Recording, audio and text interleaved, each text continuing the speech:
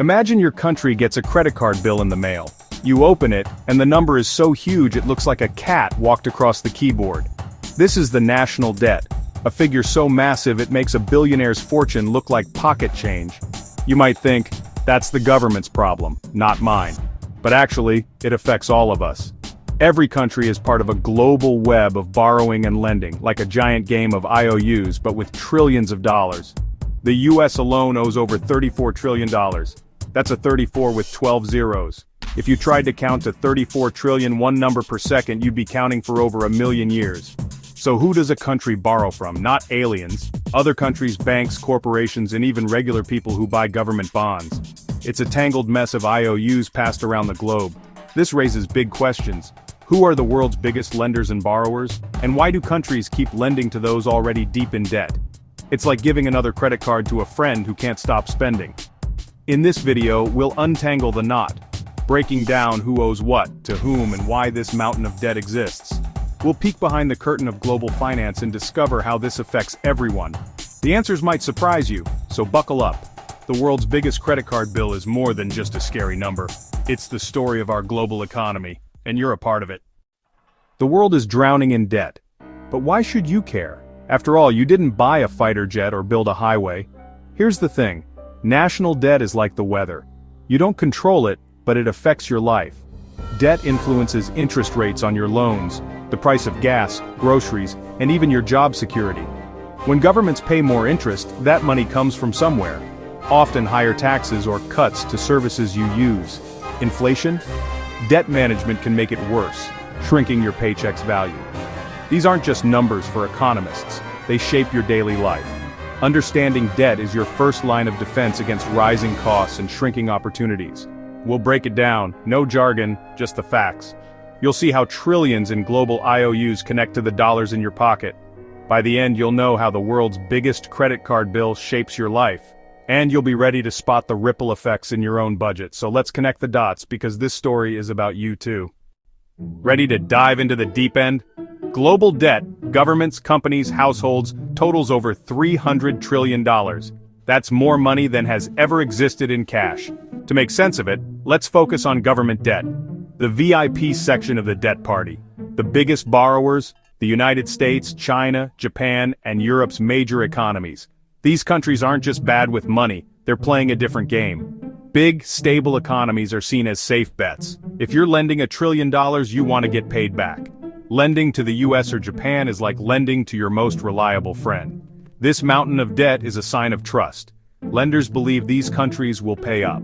That trust keeps the global economy running, but it also means the system is built on promises. Huge ones. Next, we'll climb to the top of this mountain and meet the king of debt. The view from up there, it's wild. Let's go. Meet the world's debt champion, the United States. As of May 2024, the US national debt is over $34 trillion.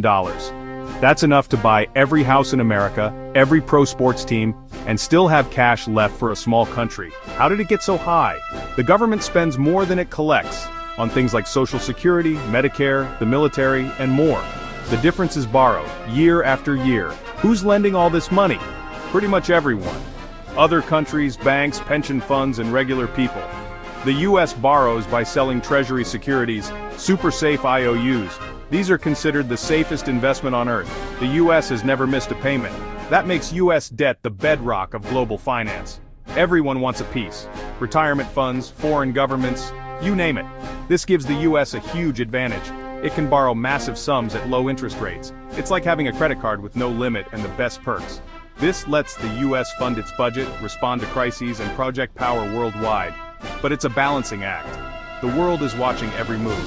The US holds immense power but also faces real risks if trust ever wavers. The stakes? Nothing less than the stability of the global economy. That's why everyone pays attention. Now let's head to Asia, where debt takes on a different flavor.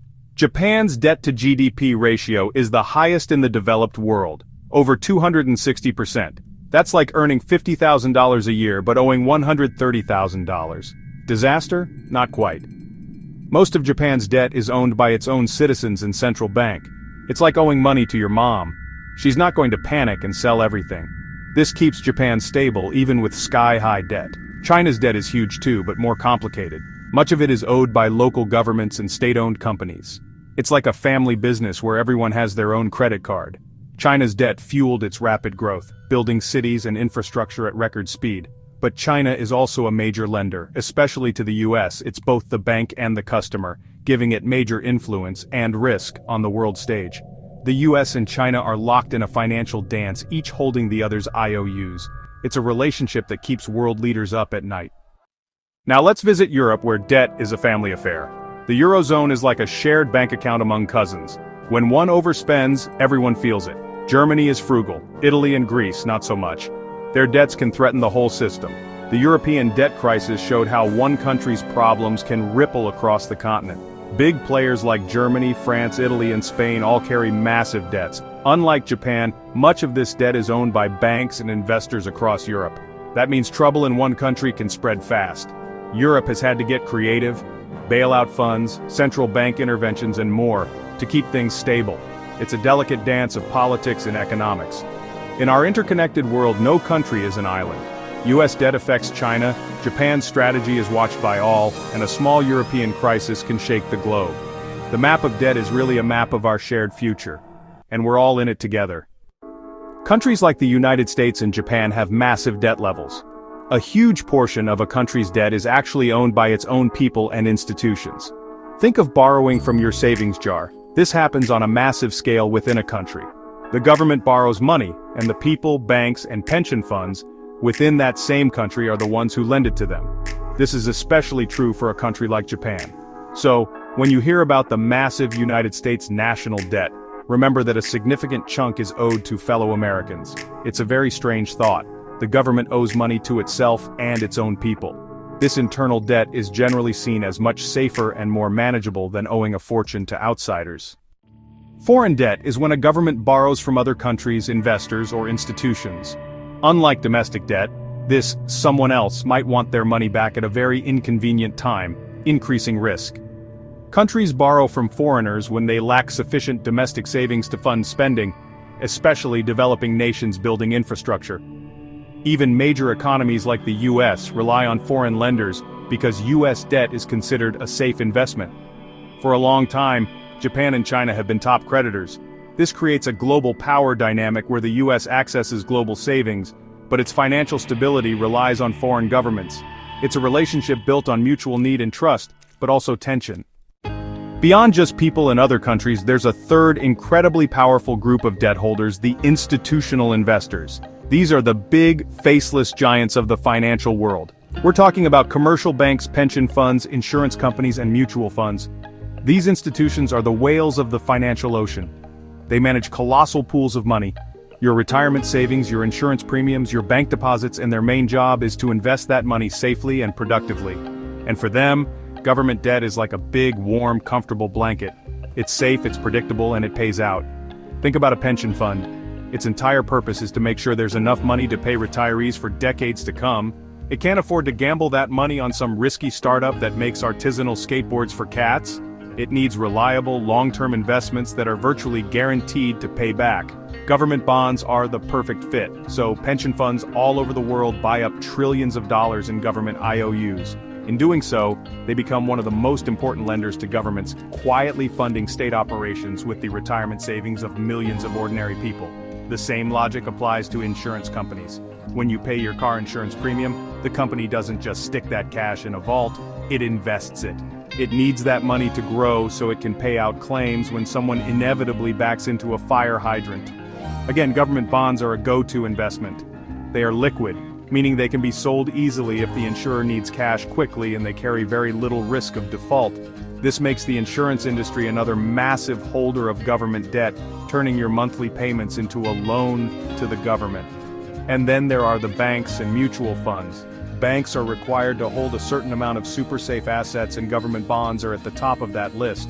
Mutual funds, especially bond funds that many people use for the safe portion of their investment portfolio, are also huge buyers. So if you have a 401k, an IRA, an insurance policy, or even just a simple bank account, congratulations, you are indirectly a lender to the government. Your money is being used by these giant institutions to buy up those IOUs, making you a tiny but crucial part of this enormous global debt machine. Finally, we come to the most mysterious and powerful player in the debt game, the country's own central bank. This is an institution like the US Federal Reserve, the European Central Bank, or the Bank of Japan. A central bank's main job is to keep the economy stable, manage inflation, and oversee the banking system. But in recent years, they have taken on another, hugely important role. They have become one of the biggest buyers of their own government's debt. This is a mind-bending concept. It's like the government borrowing money from its own high-tech money-printing cousin who lives in the basement. How does this work? Through a process often called quantitative easing, or QE. When the economy is weak or in a crisis, the central bank can step in and create new money digitally, out of thin air. It then uses this newly created money to buy government bonds from commercial banks. This does two things. First, it injects cash into the financial system, encouraging banks to lend more. Second, by buying up so many bonds, it drives up their price and pushes down their interest rate, making it cheaper for the government to borrow even more money. This practice became incredibly common after the 2008 financial crisis, and again during the COVID-19 pandemic. The Federal Reserve, for example, bought trillions of dollars of US government debt, ballooning its balance sheet to an unprecedented size. The Bank of Japan has been doing this for years, to the point where it is now the single largest holder of Japanese government bonds. In essence, the central bank becomes the lender of last resort, ensuring the government can always fund itself, especially during tough times. It's a powerful tool, but also a controversial one. Critics argue that this is just a fancy way for the government to print money to pay its bills, which can lead to runaway inflation down the road. They worry that it blurs the line between responsible government financing and just hitting the magic money button whenever there's a problem. Proponents argue it's a necessary tool to prevent economic collapse. Whatever your view, there's no denying the central bank's role. It has become the ultimate backstop, the biggest IOU holder of them all, fundamentally changing the rules of who owns the debt and what that ownership really means. Let's meet the cast of characters in this global debt drama. First, the star of the show, the government. Think of the government as the captain of a massive ship responsible for steering the country. To do all this, the captain needs to spend money. The captain gets money by collecting fares from the passengers, which we call taxes. But the passengers are not huge fans of paying higher fares. The cost of running the ship keeps going up, but the income from fares isn't enough to cover it, so they borrow. This is the fundamental role of the government in the debt ecosystem. It is the primary borrower. Their decisions on spending and taxes directly determine how much the country needs to borrow each year, constantly making choices that ripple through the entire global financial system. They are the player who starts the game by saying, "I'll take another trillion, please." Next, let's go down to the engine room of our ship, where we find our second key player, the central bank. This character is the ship's chief engineer. They control the powerful, complicated engines that make the whole vessel move. The central bank is supposed to be independent from the captain. The engineer's job is to keep the engine running smoothly, which in economic terms means controlling inflation. The central bank has a set of very powerful levers, like the ability to set the main interest rate. It can create money out of thin air to buy the government's debt. This is a huge deal. This role makes the central bank an incredibly powerful and often controversial player.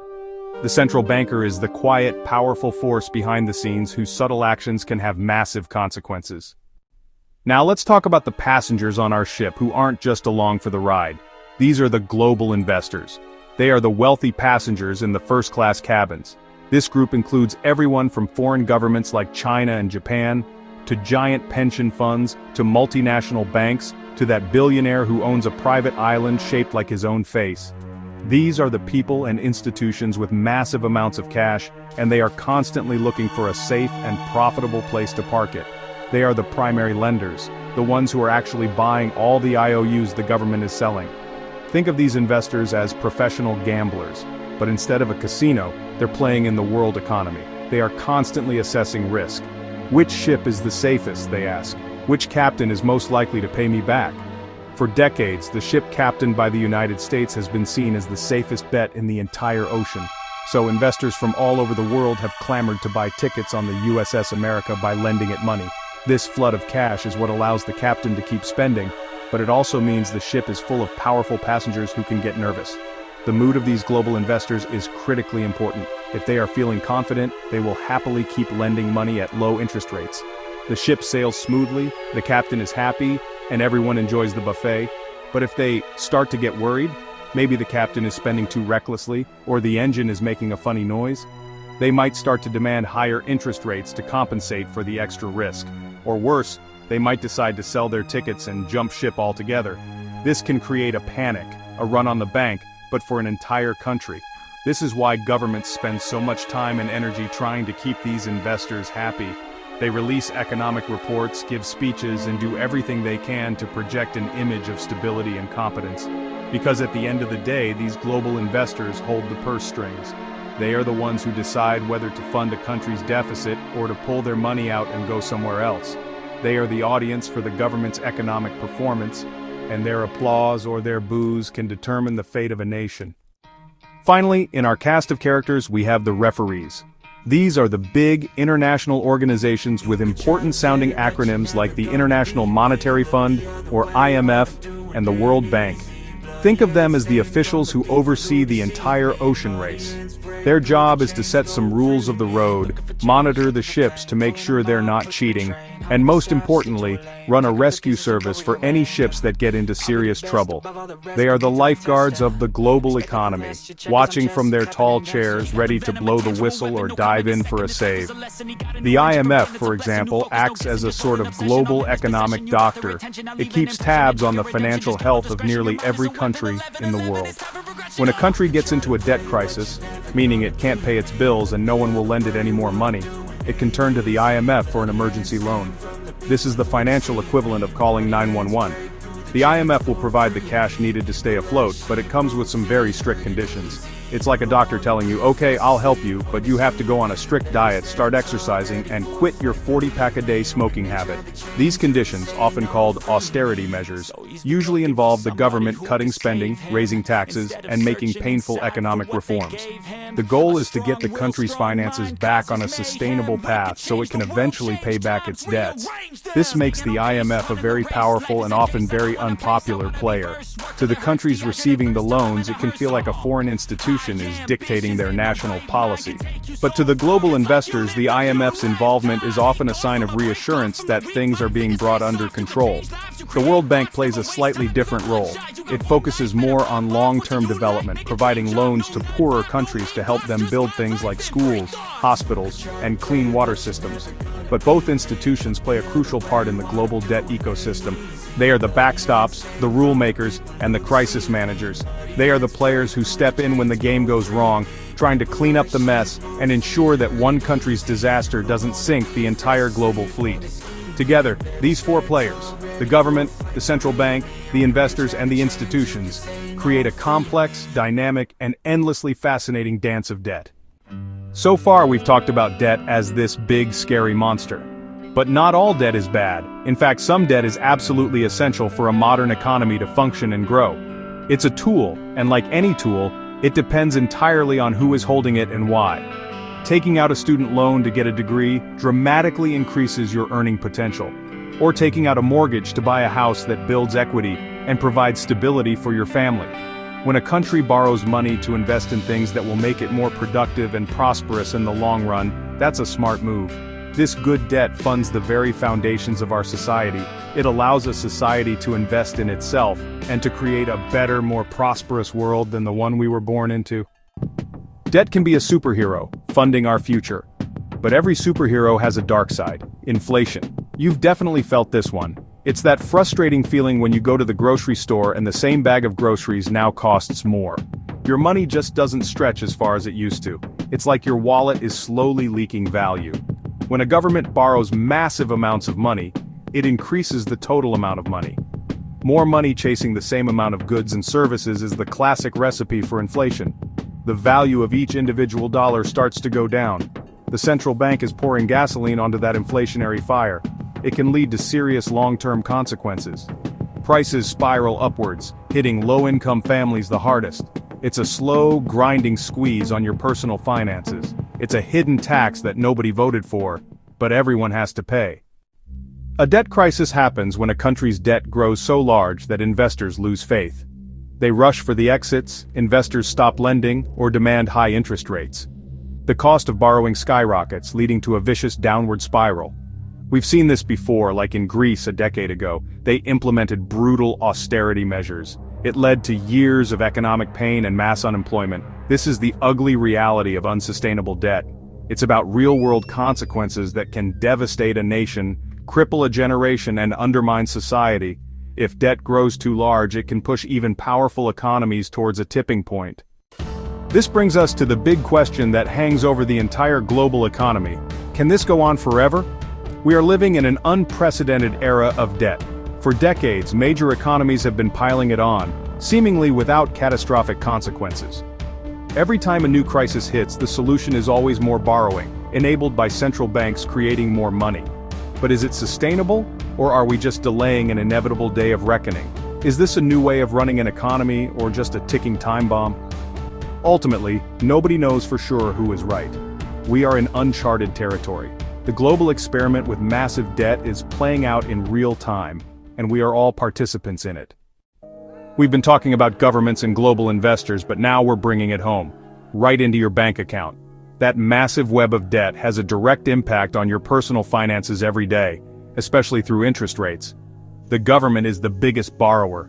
Its actions create waves that ripple out to everyone else. This sets a new baseline for borrowing across the economy, impacting your mortgage, car loan, and credit card debt. It also impacts your savings. When government bond rates go up, so do savings account interest rates. The central bank's actions amplify this. It deliberately makes borrowing more expensive to slow the economy down. Your wallet is on the front lines. The national debt directly manipulates the cost of money for you. Let's talk about inflation, the slow erosion of your purchasing power. Think of government debt as a rock thrown into a pond. The ripples that spread out are inflation, washing away the value of your dollars. This changes the price of milk in your local store. Government borrowing pumps billions into the economy, more dollars chasing the same goods. Sellers raise prices. It's a game of supply and demand. You pay the price at the checkout. Economists call inflation a hidden tax. Your savings lose value, and raises may not keep up. This hurts those on fixed incomes and lower-income families the most. Massive government debt creates an environment primed for higher prices. It's linked to the number you see on your receipt. Beyond higher interest rates, there's a third ripple effect that can impact your long-term financial future. Economists call it the crowding out effect. The idea is simple.